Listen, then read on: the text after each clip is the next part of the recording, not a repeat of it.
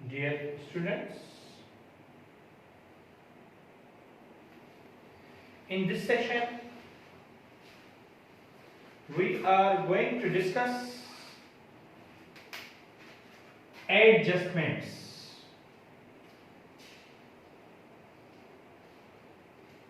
Adjustments को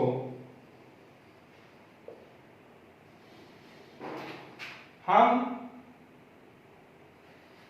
adjusting entries भी कहते हैं।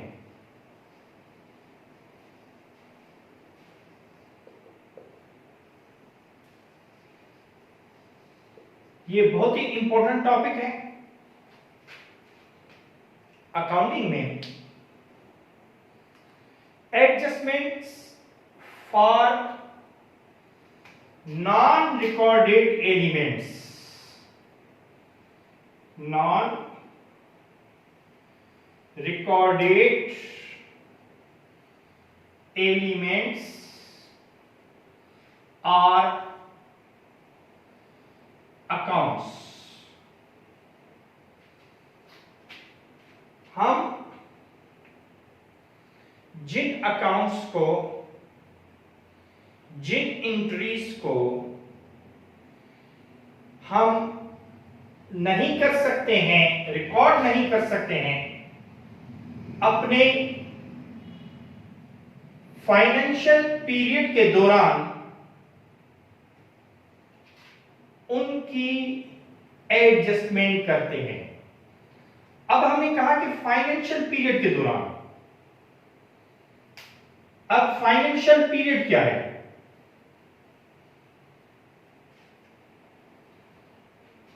वो पीरियड जिसका हम हिसाब किताब करके प्रॉफिट और लॉस निकालते हैं, उसको कहा जाता है फाइनेंशियल पीरियड। ये उम्मूमन 1 ईयर का होता है, लेकिन 6 मंथ्स का भी हो सकता है, 3 मंथ्स का भी हो सकता है, 1 महीने का भी हो सकता है, 1 वीक का भी हो सकता है, 1 दिन का भी हो सकता है। छोटे छोटे कारोबार में लोग हर रोज का हिसाब किताब करते हैं और उसी दिन का प्रॉफिट भी निकालते हैं। लेकिन हम खास तौर पर कंपनीज में 1 ईयर का होता है या 6 मंथ्स का होता है। जो 1 ईयर के होते हैं वो हमारे पास 2 किस्म के ईयर्स होते हैं। एक कैलेंडर ईयर जो 1 जनवरी से स्टार्ट होता है और 31 दिसंबर पे खत्म होता है, और दूसरा होता है फिस्कल ईयर जो 1 जुलाई से शुरू होता है और 31 और 30 जून पर खत्म होता है। ये 2 कैलेंडर ईयर्स को टच करता है।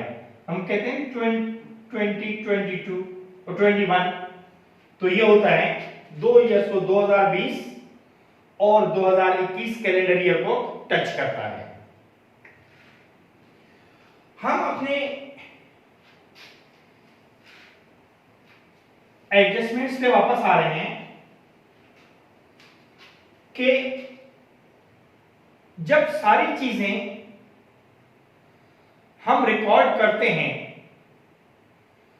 तो फिर बाकी वो कौन सी चीजें हैं जो अनरिकॉर्डेड हैं। जब हम बिजनेस स्टार्ट करते हैं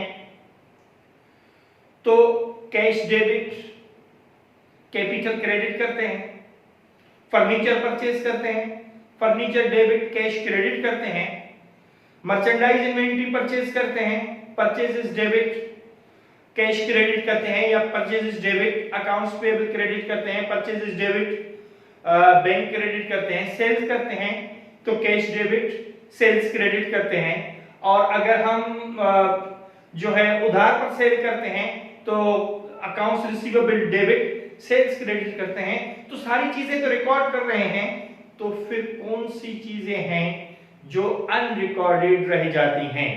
तो उसके लिए मैं एक एग्जांपल दूंगा कि सपोज करें कि आप हर महीने का किराया मंथ गुजरने के बाद 10 तारीख को लेते हैं, तो जनवरी का किराया आप कब लेंगे? फेब की 10 तारीख को। सितंबर का किराया आप कब लेंगे? अक्टूबर की 10 तारीख को। अक्टूबर का किराया आप कब लेंगे? नवंबर की 10 तारीख को। तो सपोज करें कि दिसंबर 2019 का किराया आप लेंगे जनवरी 10, 2020 को। तो ये आपका फाइनेंशियल पीरियड 31 दिसंबर 2019 को क्लोज हो रहा है। अब आप पेमेंट कर रहे हैं जनवरी 10, 2020 को। अगर रेंट है 50,000, तो आपने अगर ये 50,000 2019 में रिकॉर्ड नहीं किया, तो इसका मतलब यह हुआ कि आपने 2019 के 2019 के एक्सपेंसेस को कम शो किया।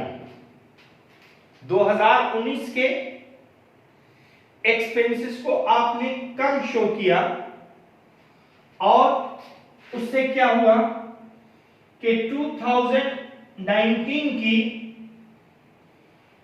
इनकम इंक्रीज हो गई।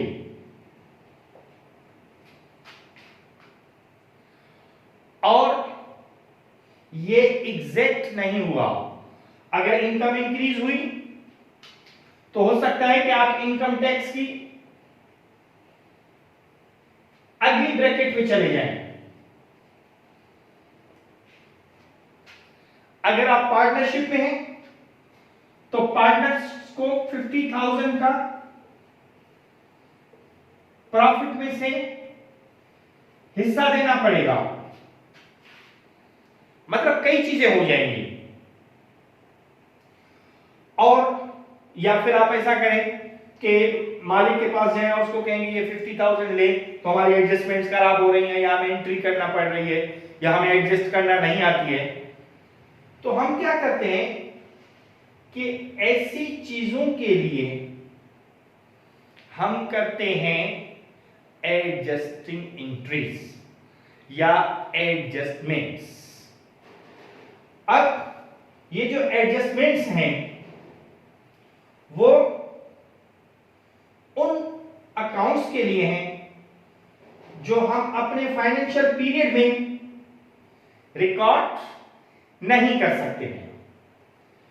और दूसरा मकसद ये है कि हमें एग्जैक्ट प्रॉफिट और लॉस का पता चले कि हमारा एग्जैक्ट प्रॉफिट और लॉस क्या है, इसलिए हम करते हैं adjustments.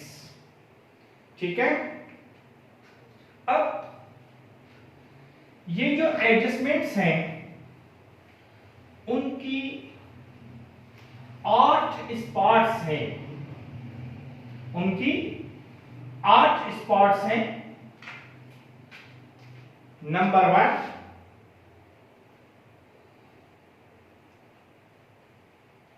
accrued expenses. Number 2, accrued income. Number 3, prepaid expenses. Number 4, unearned income. Number 5, uncollectible expenses, जिनको हम बैड डेब्ट्स एक्सपेंसेस भी कहते हैं। Number 6, depreciation. Number 7, office supplies. Number 8, merchandise inventory closing. ये 8 स्पॉट्स हैं, 8 टाइप्स के अकाउंट्स हैं जिनकी हम एडजस्टिंग करते हैं। अब हम आते हैं नंबर 1, एक्रूड एक्सपेंसेस पर।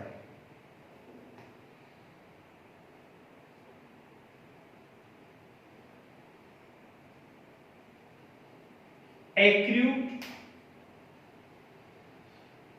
एक्सपेंसेस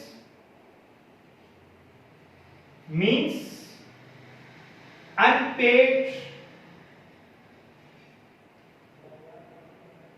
expenses,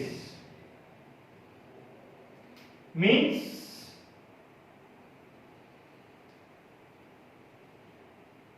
outstanding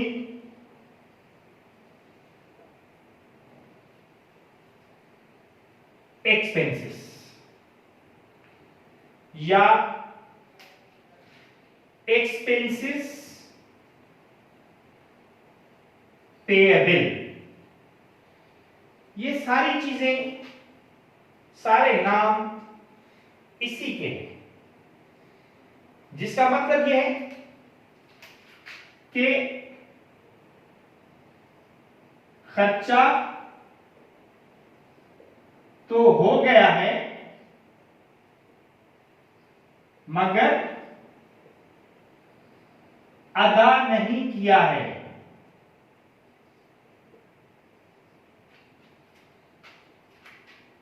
अदा नहीं किया है तो अदा करेंगे।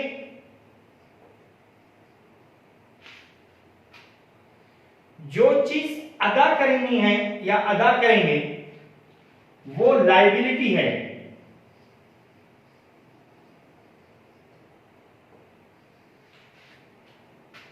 तो इसका मतलब यह हुआ कि एक्रूड एक्सपेंसेस हमारी लायबिलिटी है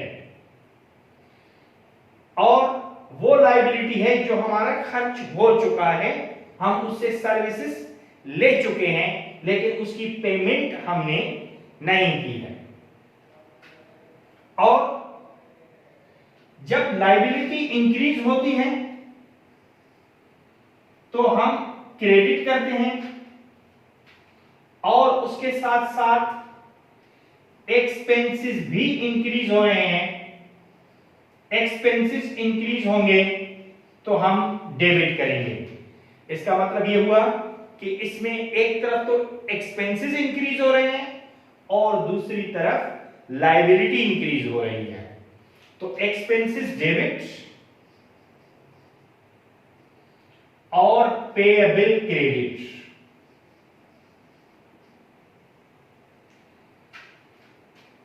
ठीक है। इसकी एंट्रीज जो हैं वो हमें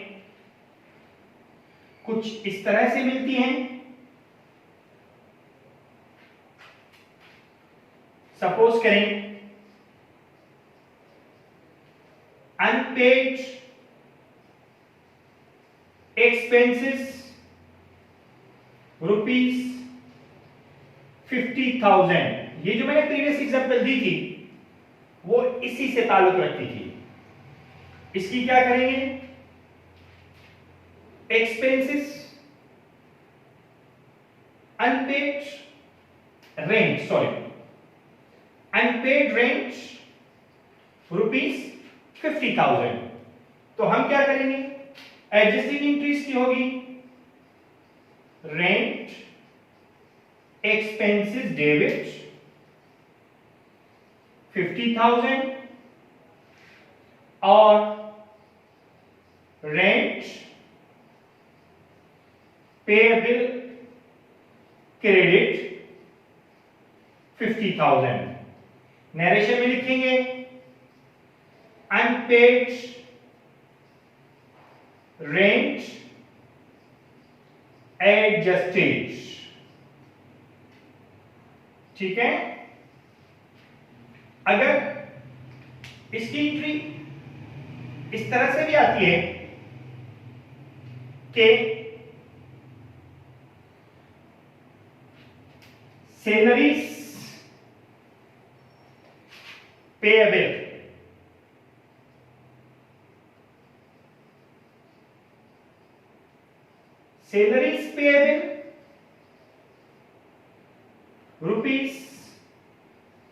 ₹60,000 या अनपेड सैलरीज भी लिख सकता है। तो हम लिखेंगे, हम एडजस्टिंग एंट्री करेंगे salaries expenses debit 60,000 salaries payable credit 60,000। यहां लिखेंगे अनपेड सैलरीज एडजस्टेड। ठीक है। अगर इस तरह से आता है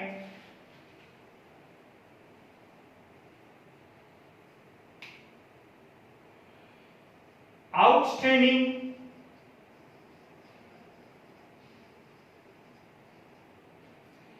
इलेक्ट्रिक बिल्स ₹20,000। तो हम क्या करेंगे, electric bills expenses debit 20,000 electric bill payable credit 20,000। Narration में होगी इलेक्ट्रिक बिल पेएबल या आउटस्टैंडिंग इलेक्ट्रिक बिल एडजस्टेड। ठीक है। आउटस्टैंडिंग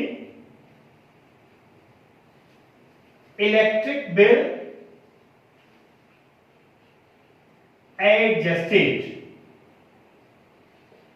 यहां पर हमारी एक्रूड एक्सपेंसेस खत्म होते हैं और नेक्स्ट सेशन में हम करेंगे एक्रूड इनकम।